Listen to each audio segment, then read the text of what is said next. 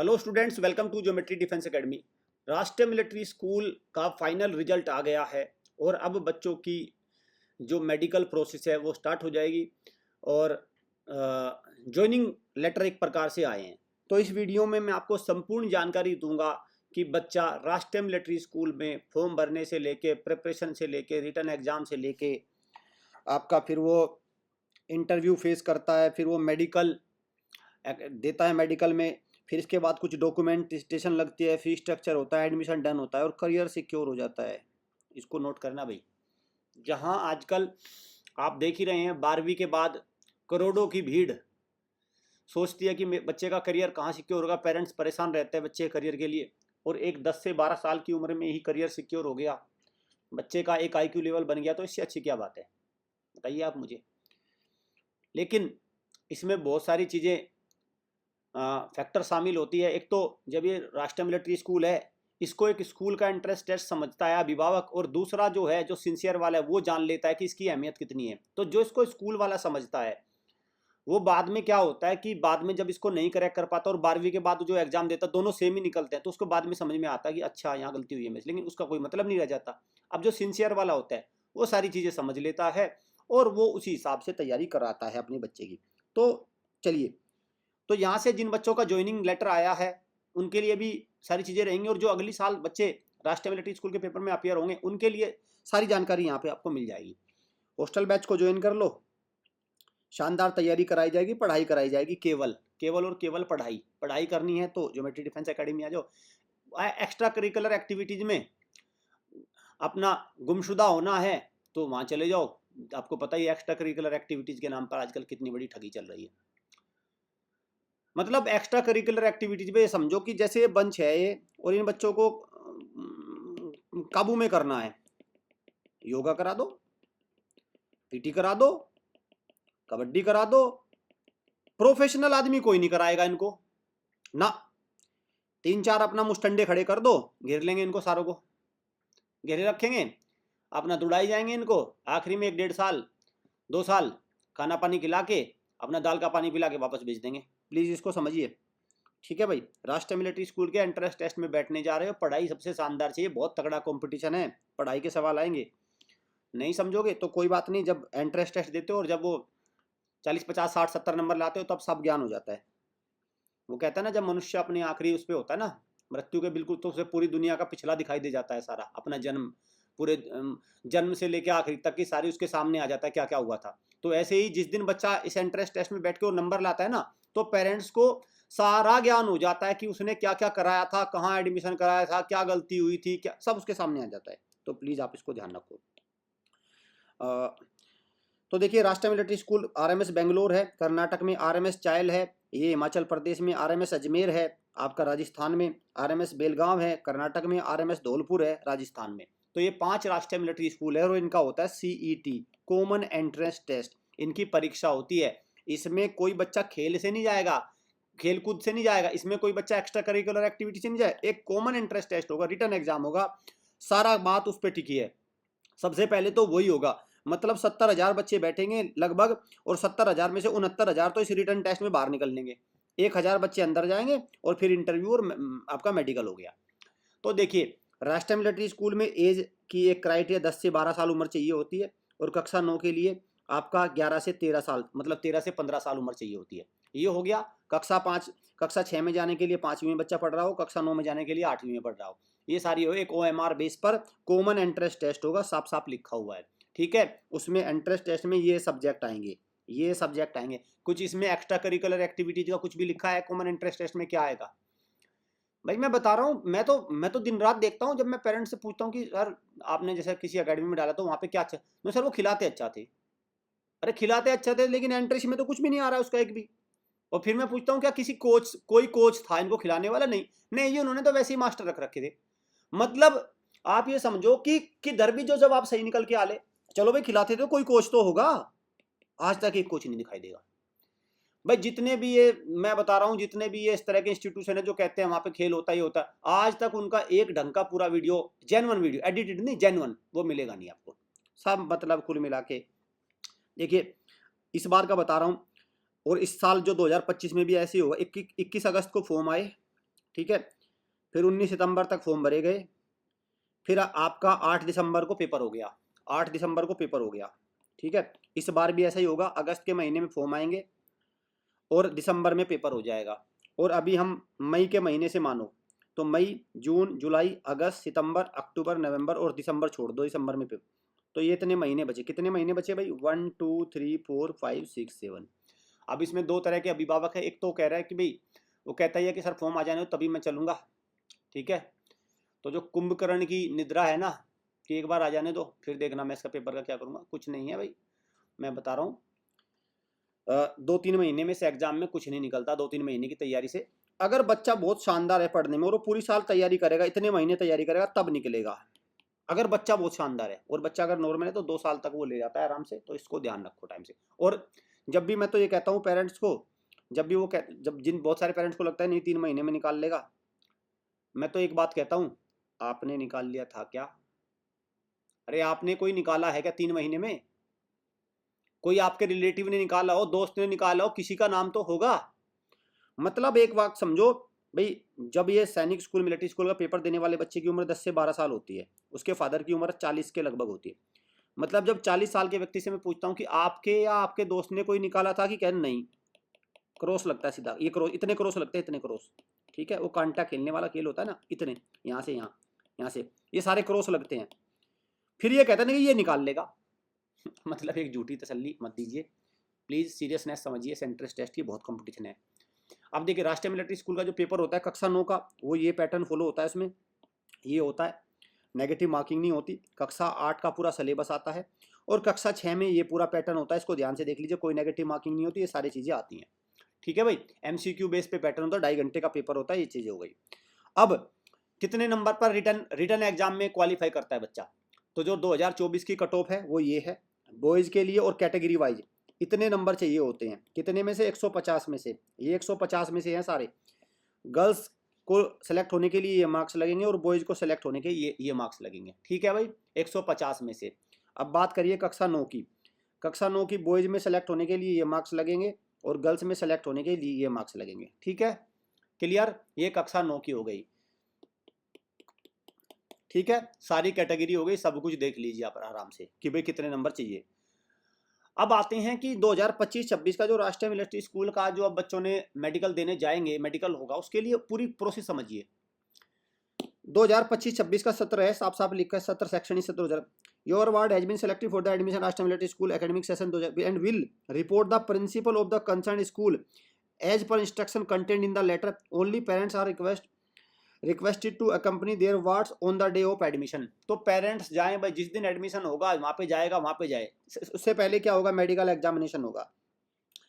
तो medical examination का पूरा एक परफॉर्मा है जो दे रखा है अपेंडिक्स ए में, परिशिष्ट कै में दे रखा है जो, ठीक है। Only one of the hospital as mention in the appendix A, वो दे रखा है पूरा, आपके उसमें भी लिखा है। Same hospital which is declared by the candidate as unfit, the candidate of the will be cancelled if the candidate was declared medically unfit in one hospital and candidate has approached another hospital to get the medical fitness certificate। अगर आपका एक जगह से unfit है और दूसरी जगह गए तो आपका कैंसिल कर दिया जाएगा, समझ गए ना। आपको जो मेडिकल हॉस्पिटल अलॉट हुआ है आपको फिटनेस सर्टिफिकेट वहीं से ही लेना है, ठीक है। क्लियर? अभी मैं पूरा मेडिकल फॉर्मेट भी दिखाऊंगा। अब एक बार स्कूल की फीस स्ट्रक्चर देख लो और क्वेश्चन मनी देख लो, ठीक है भाई। क्वेश्चन मनी जब कहते हैं तो आपकी मतलब बच्चे की जेब खर्च वगैरह ये समझो आपको। तो देखिए कौन कौन सी कैटेगरी में कितना है। तो ये 12,000 रुपये पर ईयर, ठीक है। 1200 रुपये वन टाइम जाएगी, इसके बाद नहीं जाएगी। फिर ये 18,000 रुपये JCO के लिए जाएगी, ठीक है। OR के लिए 12,000 रुपये पर ईयर है, साल की है भाई, साल की, इससे सस्ती फीस कहीं नहीं है, ठीक है। और जो मैं कहता हूँ ना, बार बार मैं इसलिए कहता हूँ इस बात को, जो कहता है ना कि 60-70 हज़ार रुपये में RMS का पेपर निकल जाएगा। 60-70 हज़ार रुपये में की जगह आपको ढंग की अकेडमी में अगर आपने कराया होता है 1,70,000 1,80,000 रुपये, तो उसको स्कॉलरशिप ऐसे मिलती है, देखो ये मिलती है स्कॉलरशिप। अब देखो ना आप कितने रुपये लग रहे हैं। ऑफिसर्स जो है अगर उसमें 32,000 है, यहाँ पे 3,800 रुपये है। और जो आपका सिविलियंस है उसमें 51,000 रुपये की फीस है और 6,000 रुपये क्वेश्चन मनी है, ठीक है। और इसमें 25% SC/ST के लिए छूट है, तो 25% यहाँ पे जाते हैं, उनके लिए और भी कम है SC/ST कैटेगरी के लिए, ठीक है। और किल्ड इन एक्शन के लिए कोई फीस नहीं है, ये भी खत्म है। For a year and will be paid directly school account में जाएगी। देखो, question money will be deposit eight the time of admission and refunded without interest at the cadet of discharge from the school. ये जो question money है ये आपकी है, इसको मत जोड़ लेना फीस में, ठीक है। ये तो आपको कह दिया इन्होंने कि ये जब आपका बच्चा एडमिशन लेगा तब ये जमा हो जाएगी, और जब आपका बच्चा वहां से बाहर आएगा 12वीं करके तब आपको एक क्वेश्चन मनी मिल जाएगी। चलिए अभी झंझट खत्म हो गया। जेब खर्च सुन लीजिए। जेब खर्च जब मैं कहता हूँ तो आपका बच्चा का खाना पीना जो भी एक्स्ट्रा करेगा, a minimum of 5,000 will be deposited by all categories in pocket money account of the ward cater to the traveling expense and it is mandatory to maintain a balance of 3,000। तो 5,000 रुपये minimum जमा करने और हर वक्त 3,000 रुपये pocket money में बच्चे के रहने हैं। उसके कोई अकाउंट वगैरह होगा उसमें 3,000 रुपये रहना है, क्योंकि भाई देखो बहुत सारी एक्टिविटीज़ होती हैं, तो एक्टिविटीज़ में बच्चे को पैसे लगते हैं, तो 3,000 रुपये 5,000 रुपये पॉकेट मनी आप उसके में रखे हो। आजकल तो मैं देखता हूँ, मेरी बात होती है कि अल्ले जी वेरियस अकेडमी में जब बच्चा तैयारी करने जाता है तो मैं पूछता हूँ कि भाई और क्या क्या खर्चा आता है, तो बताता है यार 5,000 रुपये तो कैंटीन में जूस पी जाते थे, और क्या है जूस और फ्रूटी और लस्सी और ठंडे पानी यही पी के रह जाता है, बस वो 5,000 रुपये महीने के वहाँ चले जाते हैं। अब जो कपड़े हैं वो सारे देख लो भाई, ये सारे कपड़े हैं। देखिए, प्रवेश के समय प्रदान की जाने वाली किट और कपड़ों की सामग्री यहाँ पे है। Kit and clothing are to provide at the time, उसमें आगे दिखा दूंगा मैं आपको कौन कौन सी है। Any item specific to the need of school will be बता दिया जाएगा, और भी किसी आइटम की जरूरत पड़ेगी तो। Words committing offence serious nature unnatural offence wilfully causing grievous hurt injury to other cadets. ठीक है भाई, बहुत सी है, तो अगर आपने इसको किया तो आपको पनिशमेंट ज़्यादा है, और 2 बार फेल होने वाले बच्चों को स्कूल से स्वतः ही निष्कासित कर दिया जाएगा। ये देखिए, हाँ ठीक है भाई, 2 बार फेल अगर हो गए आप, एक बात तो ठीक है, 2 बार अगर हो गया तो उसको कर दिया जाएगा। मतलब यहाँ पे तो समझ लो राष्ट्रीय मिलिट्री स्कूल में आप ये समझो कि बच्चे के पास पहले एक तो बहुत सीरियस बच्चे जाते हैं, आप देखो ना क्लियर कर दिया उन्होंने, 2 बार फेल होते अपने घर जाओ। अरे भाई शानदार चीजें हैं ना सारी की सारी, वहाँ पे डेडिकेशन ही इतना है, सीरियसनेस इतनी है, तो कोई गुंजाइश नहीं है। Parents should not send costly item नहीं भेजने, एक तो सोने की चैन अंगूठी मत भेज देना। Advice to date and time travel direct to the principal of Rashtriya military school, आपको बता दिया जाएगा कब जाना है। स्कूल आपको कोई फैसिलिटी नहीं देगा पेरेंट्स को रुकने वगैरह के लिए, ठीक है। Parents are advise not to make correspondence with principal of the Rashtriya military and note with the, ठीक है, इसके साथ पत्राचार ना करें उनके साथ, मतलब ज़्यादा अपने संबंध ना बनाए कि आप भी इस तरह के लिंक ना निकाले।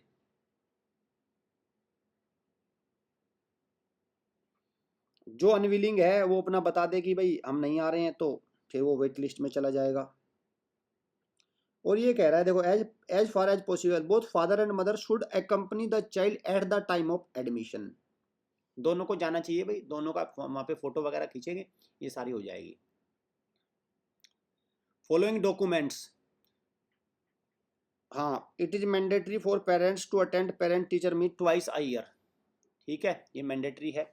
और ये डॉक्यूमेंट्स देखिए, ये documents original will be boat eight the time of admission along with 2 photocopy duly attested bye gazetted officer, ठीक है, ये लगेंगे। अब देखते हैं कौन कौन से हैं, इन पे आ जाइए। Proof of date of birth certificate, ठीक है जी, ये आएगा एक तो। प्रूफ ऑफ हैविंग 5th और 8th का पास का सर्टिफिकेट, टीसी जिसको बोलते हैं। कास्ट सर्टिफिकेट अगर आप SC ST OBC से हैं। किल्ड इन एक्शन कैटेगरी के लिए अलग certificate. Medical fitness certificate from the military hospital जो आपने कराया है। ट्रांसफर सर्टिफिकेट TC आपका, ठीक है। पास क्लास का अलग है, TC अलग होता है। कैरेक्टर सर्टिफिकेट जिस लास्ट स्कूल से आपने लिया है। इनकम सर्टिफिकेट, ठीक, इनकम सर्टिफिकेट अगर आपकी इनकम लेस देन 3 लाख है तो, क्योंकि उसमें अलग बेनिफिट है। एक्स सर्विस मैन अगर आपने कोटा लिया वो। ओके, और ये छुट्टी वगैरह का इन्होंने दे रखा है, इसको आप आराम से देख लीजिए। ये सामान, कपड़े और क्लोथिंग, किट एंड क्लोथिंग क्या क्या है भाई, सारा इन्होंने ये डिटेल सारी दे रखी है, आराम से इसको पढ़ लो। कैश ये सब चीजें नहीं चलेंगी।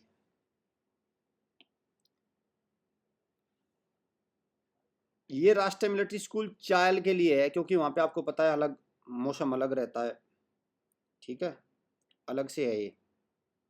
राष्ट्रीय मिलिट्री स्कूल चाइल्ड जिनको मिला है वो इसको अलग लेके चलें। ये विलिंगनेस अनविलिंगनेस सर्टिफिकेट है, अगर आप ज्वाइन करना चाहते हैं, नहीं ज्वाइन कर तो आपको ये लिख के भरना पड़ेगा, हाँ हम ज्वाइन करना चाहते हैं, ठीक है, ये आपको देना पड़ेगा। और ये है भाई मेडिकल सर्टिफिकेट, पूरा मेडिकल फॉर्मेट है, इस तरह से मेडिकल हो, 4 पेज का मेडिकल है, इसका फॉर्मेट आपको मेल पर भी मिल जाएगा, ये इनका अपलोडिंग फॉर्मेट भी आ जाएगा, ये 4 पेज का पूरा मेडिकल है। फी स्ट्रक्चर मैंने बता दिया, ये बता दिया, सब कुछ मैंने आपको बता दिया कि क्या क्या होता है। अब मैं आपको एक बात बता दूं भाई, देखो राष्ट्रीय मिलिट्री स्कूल में करियर इसलिए सिक्योर होता है, तो वो समझो बात को। जब आखिरी में एक पॉइंट रह गया मेरा जो मैं आपको बता दूं,